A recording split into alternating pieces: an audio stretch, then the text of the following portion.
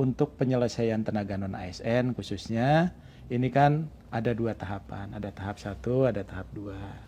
Tahap 2 ini sebetulnya ada juga teman-teman kemarin yang tidak masuk di tahap 1, kita berikan kesempatan di tahap 2 ya, bahkan sampai 2 kali perpanjangan.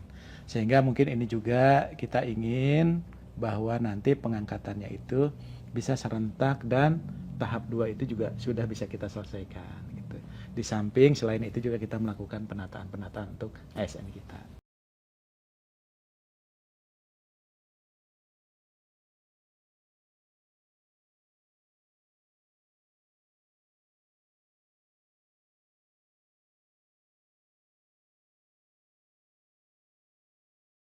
Tidak perlu khawatir untuk hari ini, karena kan teman-teman itu kan sudah diseleksi, apalagi yang CPNS.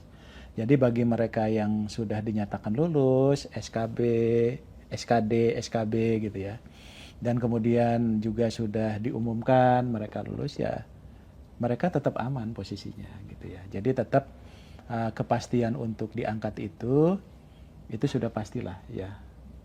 Dengan demikian maka yang mundur itu adalah nanti secara teknis nanti Pak Yomo akan jelaskan ya. Nanti yang penting bahwa mereka pada waktunya tadi walaupun ada pengunduran, misalnya nanti sudah ditetapkan bulan Oktober 2025 itu sudah pasti di sana.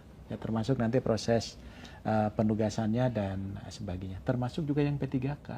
P3K apalagi polanya kan dengan CPNS berbeda ya. Jadi mereka terdata dalam database, mereka mendaftar, pasti kepastiannya itu pasti ada. Nah justru itu untuk menjamin kepastian mereka aja. Cuma ya tadi harus bersabar sambil nunggu teman-teman yang lain, kurang lebih begitu.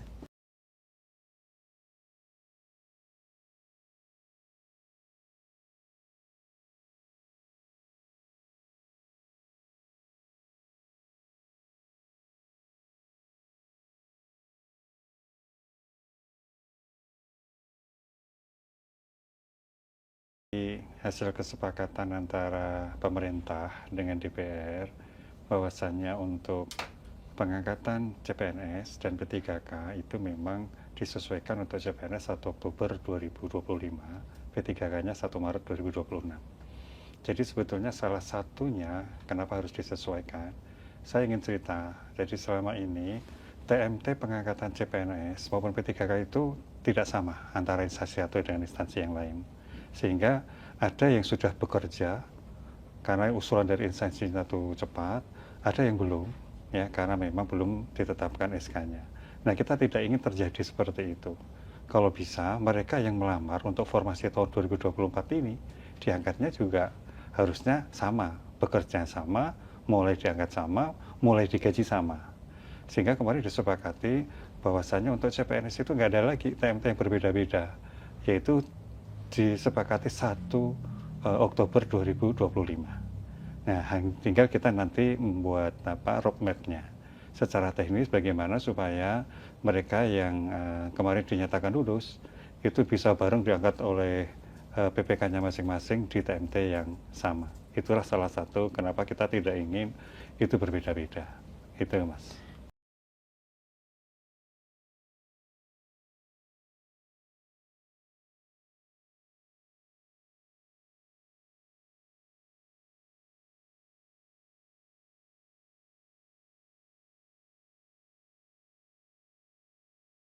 Seleksi administrasi, seleksi kompetensi dasar, seleksi kompetensi bidang itu sudah diselesaikan semuanya.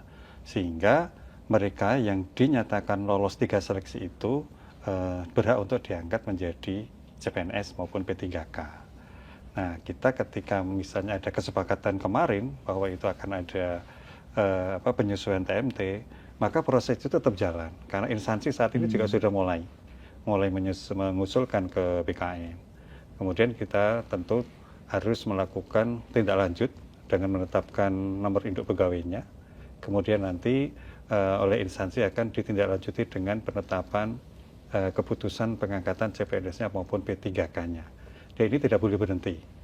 Ya, karena apa? Karena sekali lagi yang disesuaikan adalah TMT-nya. Sementara kepastian dia diangkat, itu insya Allah tetap akan diangkat. Karena memang ini kesepakatan antara pemerintah dengan DPR. Jadi sekali lagi, tetap instansi saya mohon untuk segera mengusulkan mereka yang dinyatakan lulus kemarin ke BKN, baik di pusat maupun di kantor regional. Nah, kita berharap proses ini nanti tidak terganggu pada saatnya di 1 Oktober itu. Semuanya sudah bisa diangkat, sudah bisa bekerja, sudah bisa digaji. Tapi kalau misalnya kita mundur karena ini masih tahunnya masih lama, kemudian instansinya mulai mengundurkan pengusulannya, ini tidak bagus. Khawatirnya malah nanti melompat di 1 Oktober. Tetap jalan saja. Gitu, Mas.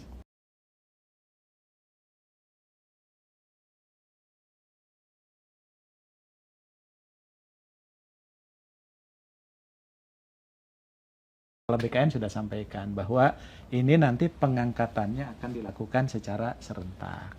Jadi nanti termasuk tahap 1, tahap 2 nanti di 1 Maret 2026 ya. Kemudian CPNS pun 1 Oktober 2025. Jadi mungkin tadi sampaikan Pak Waka juga bahwa dengan pengangkatan serentak ini nggak ada yang beda-beda lagi ya Pak ya. Jadi mereka teman-teman nanti akan bekerja di waktu yang sama lah kurang.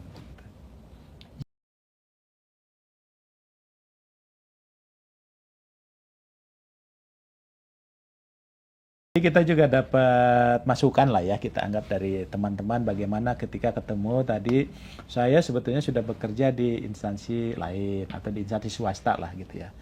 Karena memang ada kewajiban dia keluar, karena memang sudah ada jadwal tadi, lalu saya keluar. Lalu ini ada waktu. Nah, kalau menurut kami ya kita positif ya Pak Waka ya, bahwa ini kesempatan bagi para pembina kepegawaian khususnya ya di biro-biro kepegawaian.